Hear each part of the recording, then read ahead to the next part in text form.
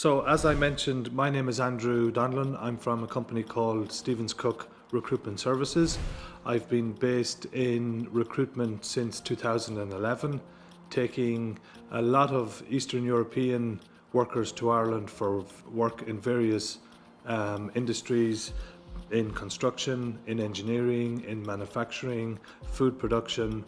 The purpose of my visit this week is to get workers for a customer we have based in the Midlands in Ireland, which is in the centre of our country, who process pork and pork products.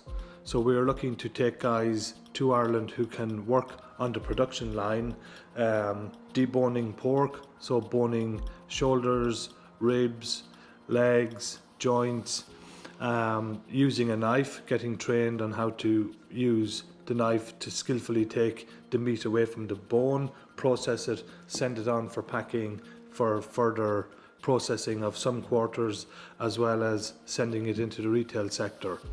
At the moment, we are looking to take approximately 45 people back to Ireland for work. We have 3 factories which we operate in the centre of Ireland. Total employees in the factory would be in excess of 3,000 people. So the jobs which we are offering today are for skilled, semi-skilled and general operative workers.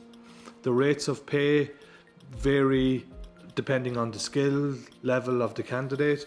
So each worker will start on a base salary of €10.85 per hour, which is gross pay. They get a 2% bonus based on their attendance, and they also get 2% bonus on top based on their performance and their skill level. So the higher skilled, the more money they earn.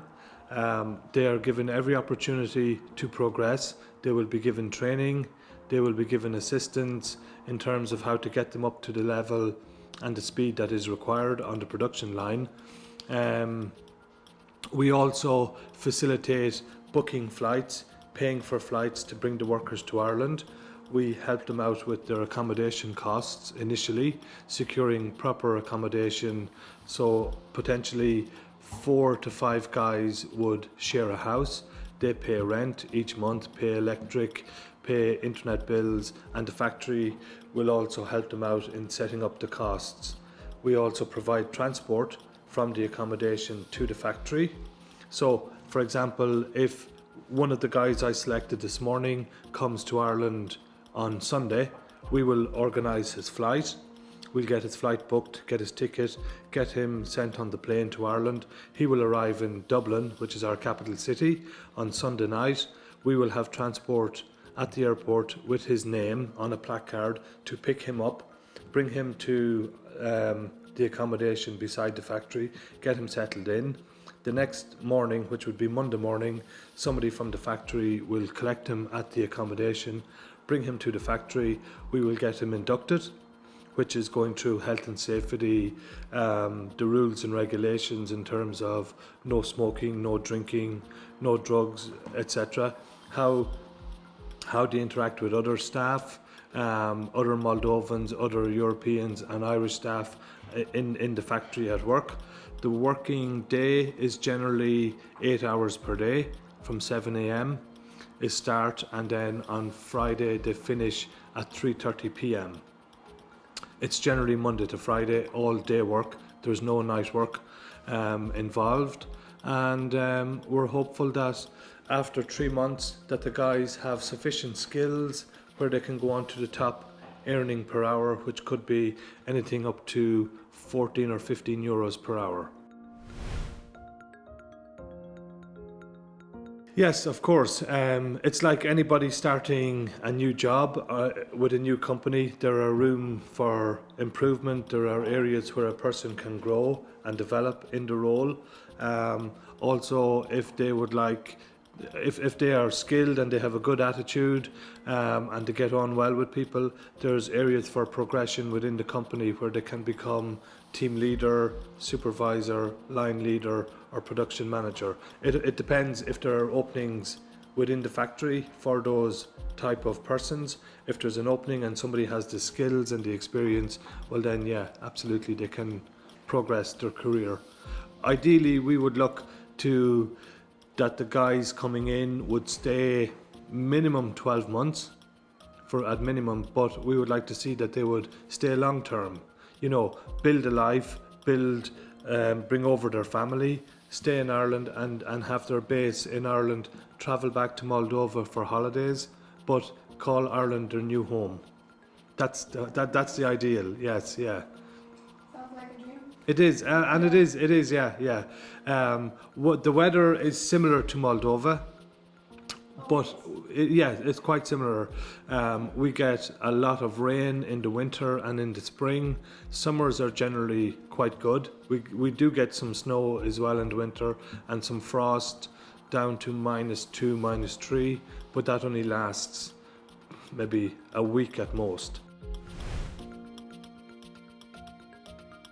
So I suppose from when we started recruiting Moldovan workers last September, October, I think was when the first guys started arriving in Ireland, we've taken, I think, approximately 100 persons to Ireland for work.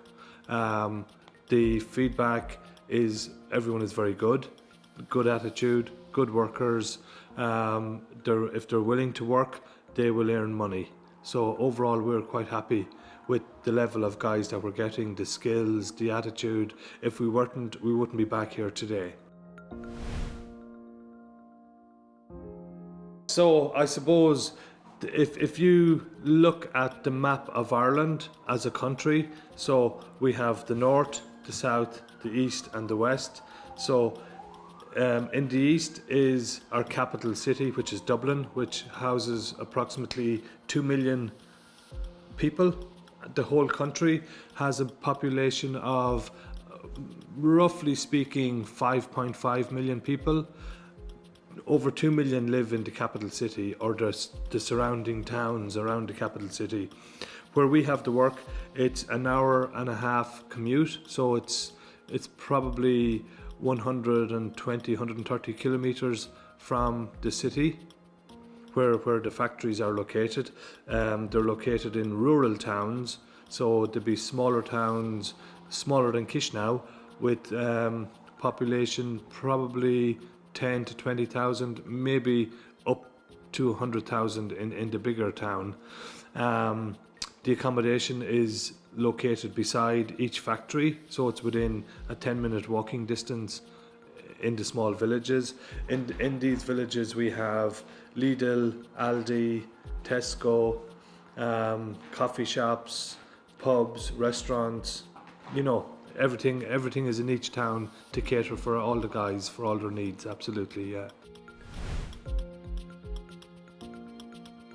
So I suppose anyone that is interested in coming to Ireland, I would say come and meet with us.